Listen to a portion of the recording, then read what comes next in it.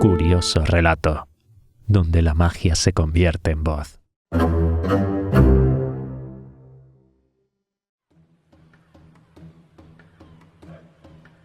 Capítulo 33. La caída de un cabecilla. Jamás en la vida se vio semejante zozobra. A cada uno de aquellos 6 hombres parecía que lo había alcanzado un rayo, pero en el caso de Silver, el efecto del mazazo se le pasó casi al instante. Cada fibra de su alma se había lanzado como un caballo de carreras en pos de aquel dinero y en un segundo se había quebrado en seco. Pero conservó la cabeza, recuperó la sangre fría y cambió de plan antes de que los otros tuvieran tiempo de darse cuenta de su decepción. «Jim», susurró, «coge esto y prepárate para una escaramuza». Y me pasó una pistola de 2 cañones. Al mismo tiempo empezó a avanzar lentamente en dirección norte y tras dar unos pasos dejó el hoyo entre nosotros 2 y ellos 5. Luego me miró y me hizo un gesto con la cabeza como para decir «estamos en un aprieto», cosa que confirmaban también mis pensamientos. Sus miradas eran ahora bastante amistosas, pero me sentía tan asqueado ante aquellos cambios constantes de actitud que no me pude contener y murmuré «¿Con qué habéis vuelto a cambiar de bando?». Pero él no tuvo tiempo de contestar. Los bucaneros, entre juramentos y gritos, se lanzaron al hoyo de un salto y empezaron a cavar con las manos al tiempo que arrojaban a un lado las tablas. Morgan encontró una moneda de oro, la sostuvo en alto, lanzándole una perfecta invectiva de insultos. Era una moneda de 2 guineas que estuvo circulando de mano en mano durante un cuarto de minuto. «¿2 guineas?», rugió Merry, agitándola ante el rostro de Silver. «Estas son tus 700.000 libras, ¿verdad? Menudo negociador tenemos, ¿eh? Y dices que no has echado nada a perder, cabeza hueca, marinero de agua dulce». «Cavad, muchachos», replicó Silver con heladora insolencia. «No me extrañaría que encontraseis unas cuantas trufas». «¿Trufas?», repitió Merry con un aullido. «¿Trufas? Compañeros, ¿habéis oído eso? Os lo estoy diciendo. Este hombre lo sabía todo perfectamente. Miradle la cara y veréis, lo lleva escrito en ella». «Pero bueno, Merry, ¿otra vez aspirando a capitán?», observó Silver. «No cabe duda de que eres un muchacho obstinado». Pero esta vez todos estaban plenamente a favor de Merry. Empezaron a salir del agujero echando miradas furibundas a sus espaldas. Observé un detalle que aparentemente nos favorecía. Todos salieron del lado opuesto al que se encontraba Silver. Y allí estábamos, 2 de un lado, 5 del otro y el hoyo entre medias, pero ninguno recabó suficiente valor como para asestar el primer golpe. Silver no movía un dedo, los vigilaba, muy tieso sobre su muleta, y me parecía más impasible que nunca. No cabe duda de que era valiente. Al final, Merry debió de pensar que una locución serviría de algo, y dijo: «Compañeros, ahí están esos 2 solos. Uno de ellos es el viejo tullido que nos trajo hasta aquí y nos metió a todos en este lío. El otro es el cachorro ese, al que tengo intención de arrancarle el corazón. Compañeros». Estaba alzando el brazo y la voz y se disponía sencillamente a dirigir el ataque cuando... Se oyeron 3 disparos de mosquete procedentes del soto. Merry cayó de narices al hoyo. El hombre de la cabeza vendada giró sobre sus talones como una peonza, cayó de costado todo lo largo que era y quedó tendido, muerto, aunque agitado por un último espasmo. Los otros 3 dieron media vuelta y echaron a correr con todas sus fuerzas. En un abrir y cerrar de ojos, John el Largo había descargado los 2 cañones de su pistola sobre Merry, que se debatía al fondo del agujero, y mientras aquel hombre entornaba los ojos en el último instante de su agonía, todavía le dijo: «George, ya he arreglado las cuentas contigo».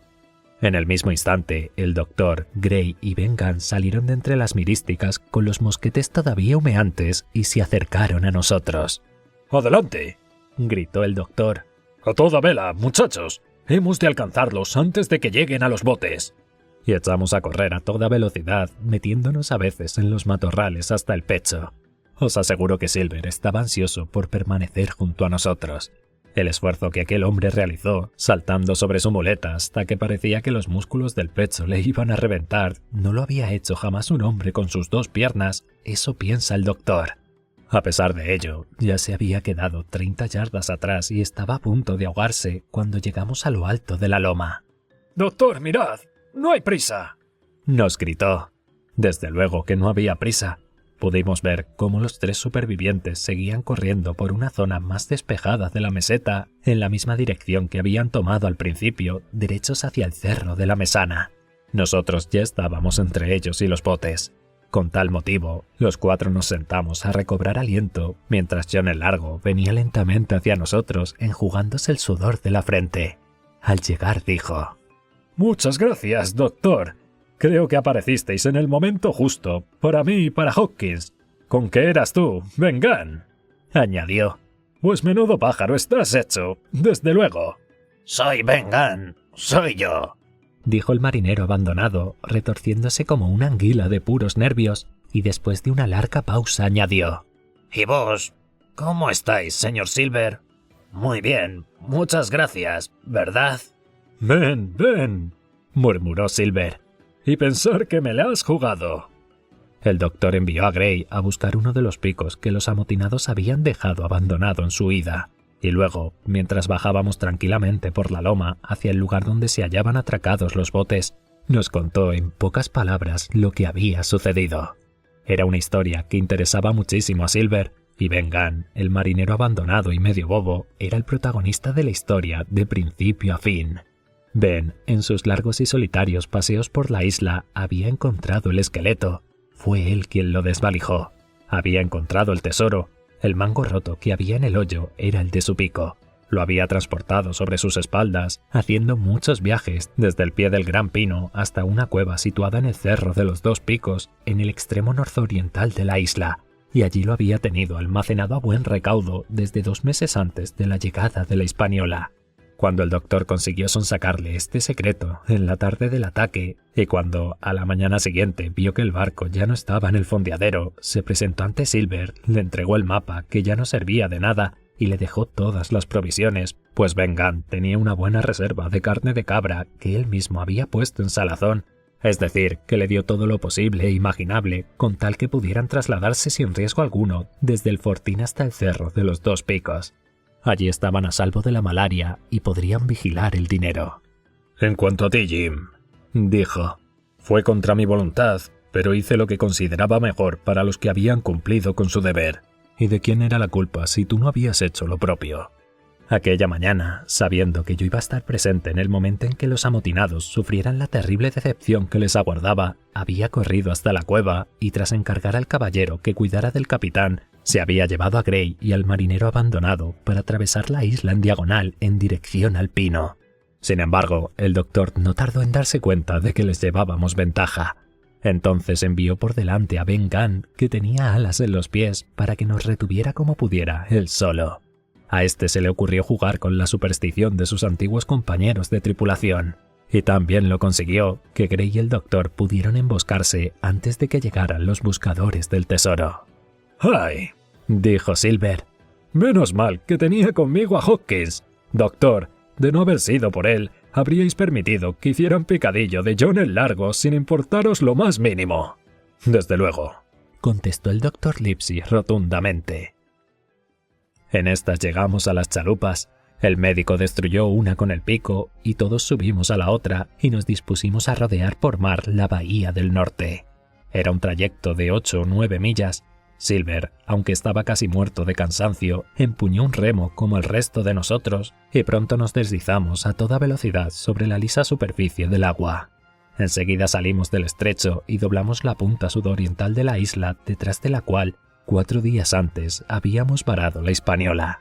Cuando pasamos por delante del Cerro de los 2 Picos, divisé la boca negra de la cueva de Ben Gunn y una silueta junto a ella apoyada en un mosquete. Era el caballero. Lo saludamos con un pañuelo y le dimos 3 hurras. Silver se nos unió con tanto entusiasmo como cualquiera de nosotros. 3 millas más allá, justo dentro de la boca de la bahía del norte, ¿qué otra cosa nos aguardaba sino la Hispaniola flotando sobre el agua? La última marea la había levantado.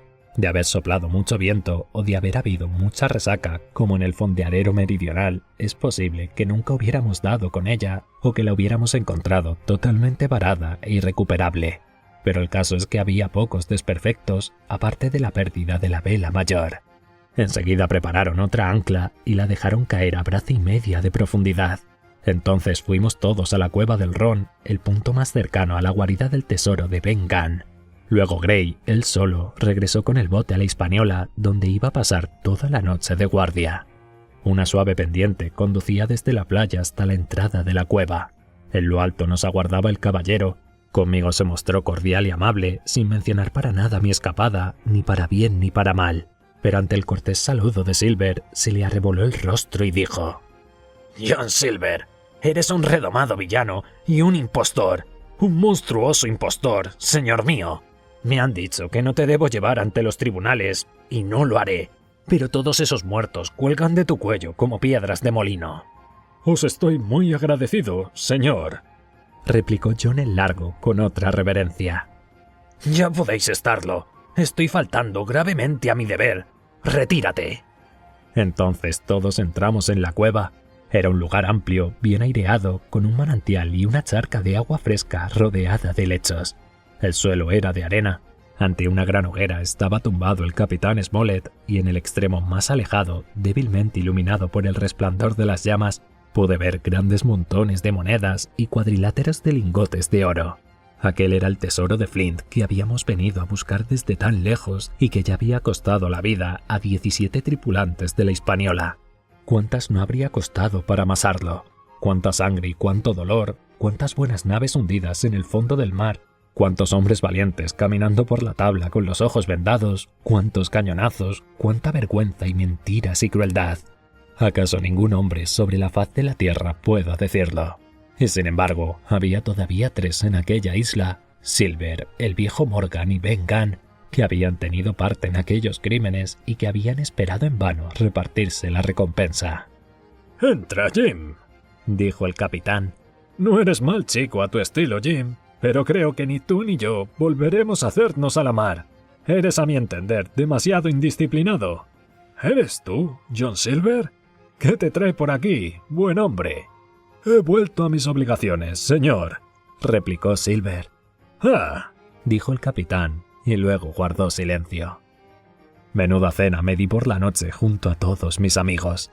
Y qué banquete con la carne en cabra en salazón de Ben Gunn y otras exquisiteces y una botella de vino añejo de la Hispaniola. Estoy seguro de que nunca ha habido gente más contenta y más feliz. Y ahí estaba Silver, sentado casi fuera del haz de luz de la hoguera, pero comiendo con mucho apetito, dispuesto a levantarse en cuanto se necesitaba cualquier cosa, incluso riéndose por lo bajo con nosotros. El mismo marinero afable, cortés y obsequioso del viaje de ida.